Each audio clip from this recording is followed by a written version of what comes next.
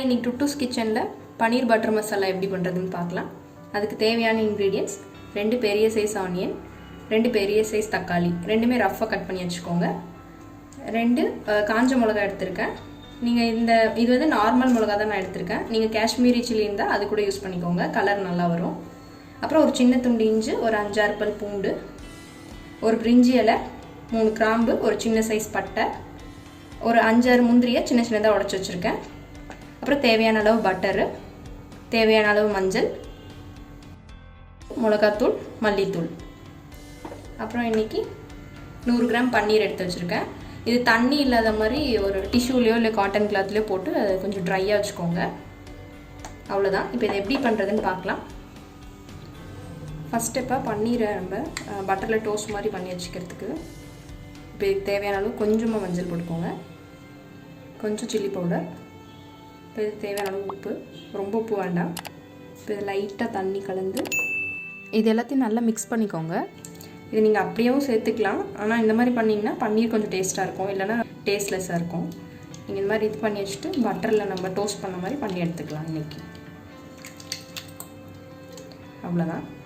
இப்போ ஒரு பேன் வச்சுருக்கேன். பேன் சூடானதும் இதில் ஒரு ஸ்பூன் பட்டர் சேர்த்துக்கோங்க. இப்போ பட்டர் மெல்ட் ஆனதும் நம்ம மிக்ஸ் பண்ணி வச்சுருந்த பன்னீர் சேர்த்துக்கலாம்.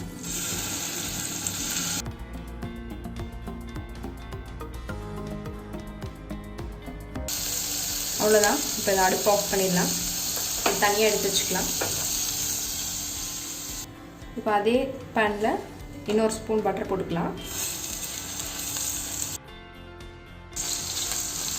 பட்டர் மெல்ட் ஆனதும் அதில் ஆனியன்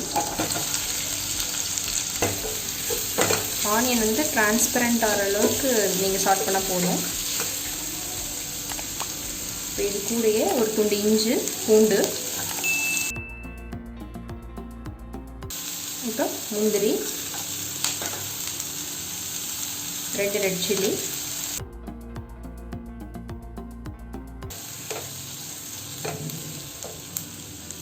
ஆனியன் டிரான்ஸ்பரண்ட் ஆயிடுச்சு. ஆனியன் ரொம்ப கலர் மாறக்கூடாது. இப்போ தக்காளி ஆட் பண்ணிடலாம். இப்போ தக்காளி நல்லா சாஃப்ட் ஆகிற வரைக்கும் அது வதங்கணும். அதனால் லிட்டு போட்டு ஒரு 5 மினிட்ஸ் வச்சிடலாம். ஒரு 5 மினிட்ஸ் ஆகிருக்கு. தக்காளிலாம் நல்லா சாஃப்ட் ஆகிடுச்சு. இப்போ ஆஃப் பண்ணிடலாம். இது ஆறுனதும் இது மிக்ஸி ஜாரில் மாற்றிக்கிட்டு நல்லா ஃபைன் பேஸ்ட்டாக அரைச்சி எடுத்துகிட்டு வந்துக்கலாம். இப்போ ஒரு பாத்திரம் வச்சுருக்கேன். பாத்திரம் சூடானதும் பட்டர் சேர்த்துக்கலாம். பட்டர் மெல்ட் ஆனதும் ஒரு பிரிஞ்சி இலை, பட்டை, கிராம்பு, இப்போ லைட்டாக வாசனை வந்ததும் நம்ம அரைச்சி வச்ச மசாலாவை ஊற்றிடலாம்.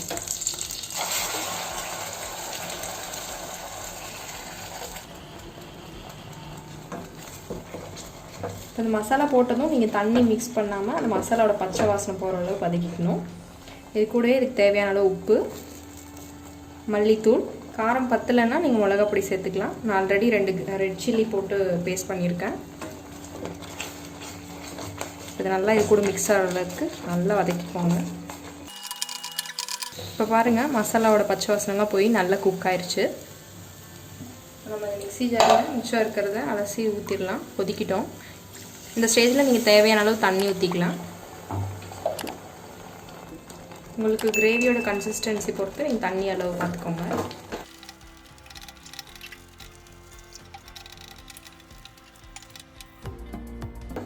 அவ்வளோதான். இப்போ உப்பு செக் பண்ணிட்டு நீங்கள் ஒரு 10 மினிட்ஸ் மாதிரி கொதிக்க வச்சுருங்க. இது நல்லா கொதிக்கிட்டோம். இப்போ ஒரு 10 மினிட்ஸ் ஆயிடுச்சு. பாருங்கள், நல்லா ஆயிலில் பிரிஞ்சு நல்லா குக் ஆயிடுச்சு. இந்த டைம் நம்ம பன்னீர் சேர்த்துட வேண்டியது தான். இப்போ ஒரு 10 மினிட்ஸ் குக் ஆகட்டும். பன்னீர் போட்டப்புறம் இந்த டைமில் ஒரு 1/2 ஸ்பூன் சுகர் ஆட் பண்ணிக்கோங்க.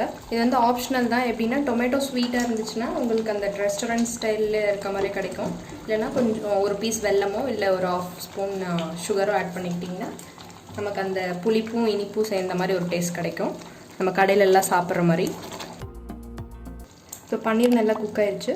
இப்போ ஃப்ரெஷ் க்ரீம் ஆட் பண்ணிக்கலாம். இது ஒரு 2 டேபிள் ஸ்பூன் இருக்கும். இது வந்து ஆப்ஷனல் தான். இருக்கவங்க ஆட் பண்ணிக்கலாம், இல்லைன்னா விட்டுடலாம்.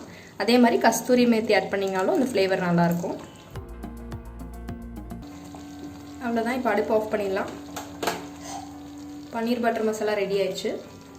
இது ரோட்டி ஐட்டம்ஸ் எல்லாத்துக்குமே நல்லாயிருக்கும். பூரி, ரோட்டி, சப்பாத்தி, குல்ச்சா, பரோட்டா எது சாப்பிட்டிங்கனாலும் இதுக்கு நல்லாயிருக்கும். எல்லாரோட ஃபேவரட் டிஷ்ஷு. நீங்களும் இது வீட்டில் ட்ரை பண்ணி பாருங்கள். ட்ரை பண்ணி பார்த்துட்டு எனக்கு கமெண்ட்டில் சொல்லுங்கள். தேங்க்யூ.